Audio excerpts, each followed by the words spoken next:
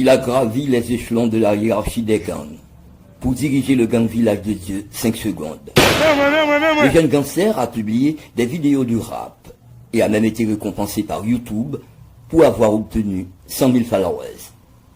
Mais derrière cette façade de gangster se cache un criminel impitoyable. Iso se livre à des vols, viols, de drogue et d'armes selon les Nations Unies.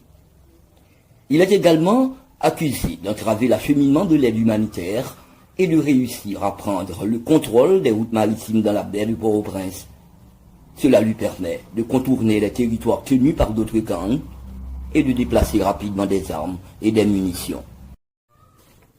L'incursion de son gang à Mirebalais, au nord de la capitale, a déclenché des hostilités meurtrières entre les membres de son gang 5 secondes et les groupes d'autodéfense, au cours desquels 30 personnes ont été tuées. Selon le rapport des organisations des droits humains, 800 familles ont fui leur maison suite aux violences qui en ont résulté. Il existe par ailleurs d'autres chefs de gang puissants en Haïti. Par exemple, dans l'Artibonite, où les basses grands griffes et Cocorac sans race tiennent en otage la population. Ça c'est chef Kafoupé là qui a passé à nous là-bas. Ça c'est chef Sonson, chef rebelle là. Ouais, ça m'a dit nous là, tout petit rebelle yo, tout posé à terre là. Ça c'est chef rebelle là. Ouais, ça m'a dit nous, depuis après jodi là. Comme nèg yo bloqué route nationale là, yo fait machine à passer pendant dans route terre. Depuis après jodi là. Chauffeur camionnette, chauffeur tibis, chauffeur moto, chauffeur camion, pas fréquenter route en dedans. Ça c'est chef Kafoupé là qui dit nous ça. Ouais, ça m'a dit nous ça, à ça m'va le combattre, nous j'en. Le Premier ministre Gary Coney, dans un point de presse au salon diplomatique de l'aéroport Toussaint-Louverture, a souligné que ses visites à l'étranger répondent à ce besoin urgent d'équipements et de personnel pour faire face à la montée de l'insécurité.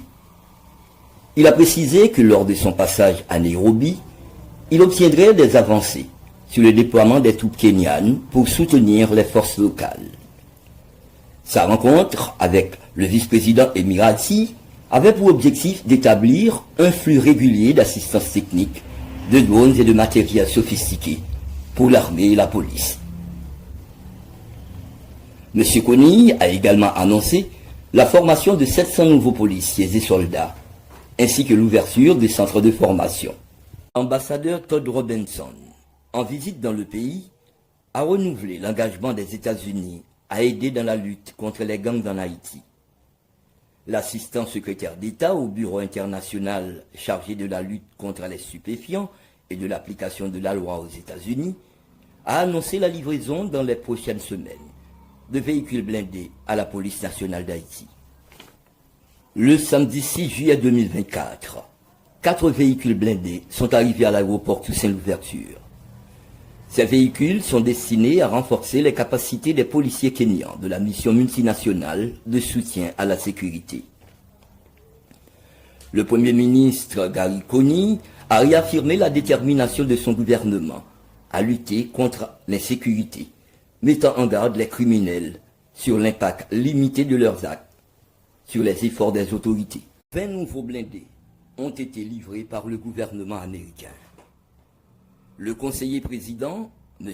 Louis-Gérald Gilles, se réjouit de cette livraison de matériels et équipements, commandée par le Premier ministre Ariel Henry. 5 autres blindés anti-mines seront livrés par l'armée américaine. Selon l'ambassadeur Todd Robinson, les États-Unis continueront à faire ce qu'ils peuvent pour équiper la police nationale d'Haïti et inciter d'autres membres de la communauté internationale à contribuer.